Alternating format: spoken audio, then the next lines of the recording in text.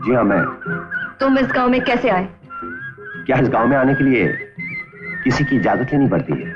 नहीं, मगर रोशनी को मालूम होना चाहिए कि इस गांव में कौन आया है और क्यों। रोशनी? मेरा नाम है। वाह, बहुत ही चमकदार नाम है। काम की बात करो। तुम हमारे गांव में किस लिए आए हो? अजीब बात है, आपसे जिस जगह मुलाकात होती है वो जगह आप ही की निकलती है। वो कुआं जहां हम पहली बार मिले वो भी आप ही का था। वो खेत जहां हम दूसरी बार मिले वो भी आप ही के थे। ये गांव जहां हम तीसरी बार मिल रहे हैं ये भी आप ही का है।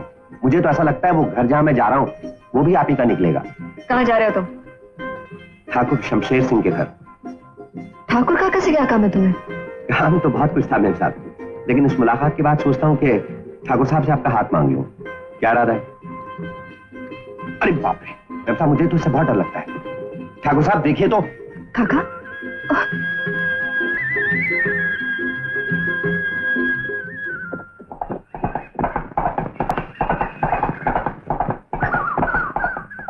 ठीक है काका, मैं सारी बातें मां से कह दूंगा।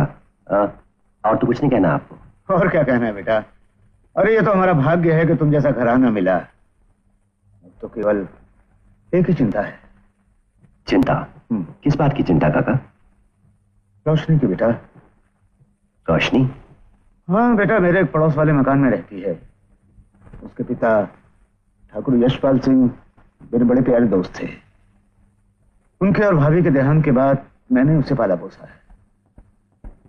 भगवान करे उसे भी कोई अच्छा लड़का मिल जाए।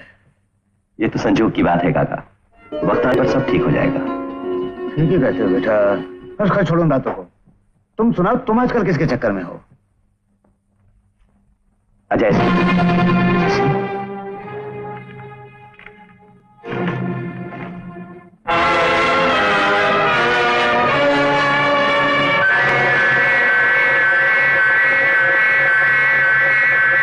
क्या बात है काका, क्या आप इसे जानते हैं?